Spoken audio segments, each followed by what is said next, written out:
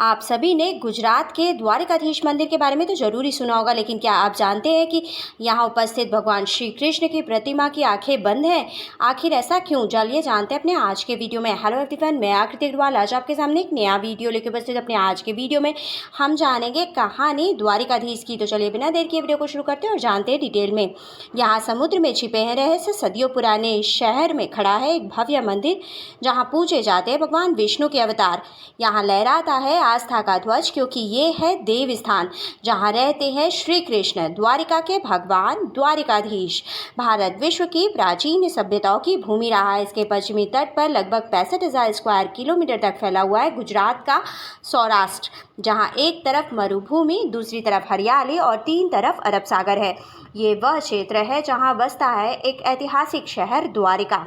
गोमती नदी और अरब सागर के संगम पर बसी, विश्वास और इतिहास को जोड़ती द्वारिका श्रद्धालुओं के लिए देव भूमि है। भारत के 4 धामों में से एक मानी जाती है। 7 सबसे पवित्र नगर सप्तपुरियों में से भी एक है। हिंदू धर्म ग्रंथों के अनुसार इन सप्तपुरियों का भगवान से कोई ना कोई तो नाता रहा है। आज भी उनका यहाँ तेज महसूस किया जाता है।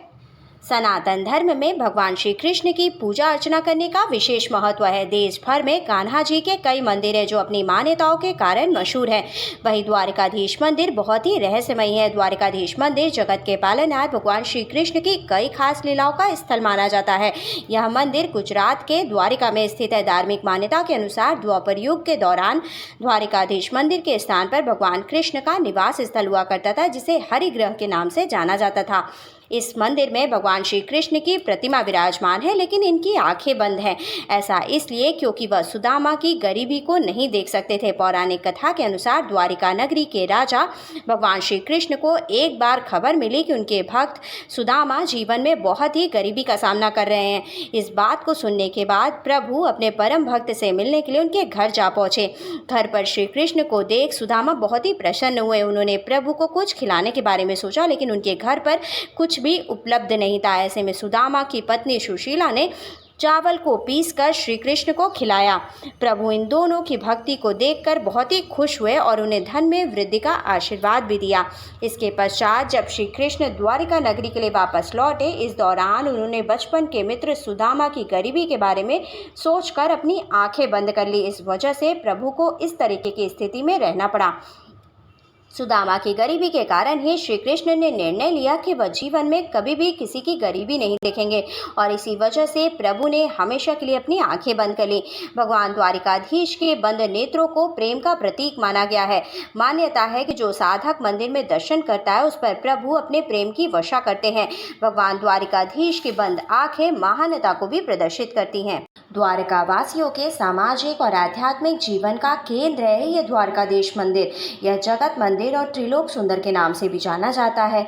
यह द्वारिका की बाकी सभी इमारतों से ऊंचा है। यूँ तो इस मंदिर की स्थापना की कोई भी ऐतिहासिक तिथि नहीं है, पर पुराणों के अनुसार इस मंदिर ने हजारों साल में कई आक्रमण और पुनर्निर्माण भी देखे हैं।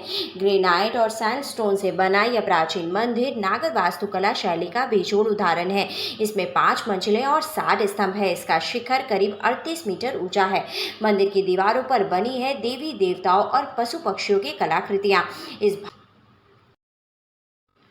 इस भव्य राजसी मंदिर के अंदर विराजित द्वारिकाधीश की प्रतिमा को द्वारिकावासी किसी राजा की तरह ही पूजते हैं। द्वारिकाधीश मंदिर की अपनी दिनचर्या है। सब कुछ समय के अनुसार होता है। हर रोज द्वारिकाधीश को 11 बार भोग लगाया जाता है और 4 बार उनकी आरती की जाती है। सुबह मंगला आरती से द्वारिकाधीश को जगाया जाता है, श्रृंगार आरती से सजाया जाता है। दोपहर के विश्राम के बाद शाम को संध्या आरती होती है और रात में शयन आरती के बाद उन्हें सुलाया जाता है।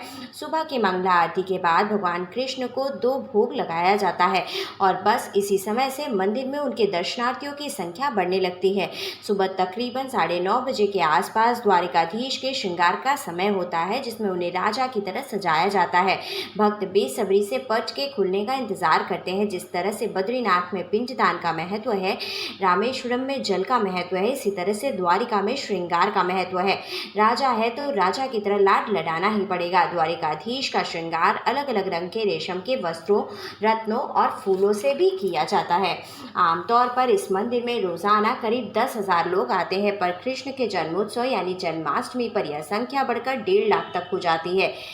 द्वारिका शहर अपने इष्ट देव से जुड़ा हुआ है। द्वारकाधीश जागते हैं तो द्वारिका जागता है, वे सोते हैं तो ये भी सो जाता है।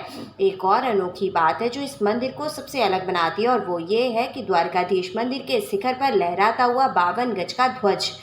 कहते हैं किसी भी मंदिर की ध्वजा उसकी शक्ति, उसके यश की निशानी है, पर लोग मानते हैं कि द्वारकाधीश की ध्वजा मनोकामनाएं पूरा करती है, और मनोकामना पूरी होने पर ध्वजा चढ़ाने के लिए भारत के अलग अलग हिस्सों से कृष्ण भक्त यहाँ आते भी हैं।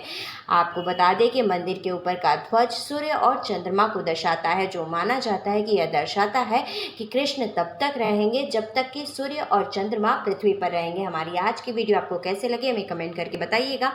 आज के वीडियो में बस इतना ही। For more such interesting video, like and subscribe my channel. Thank you, bye bye.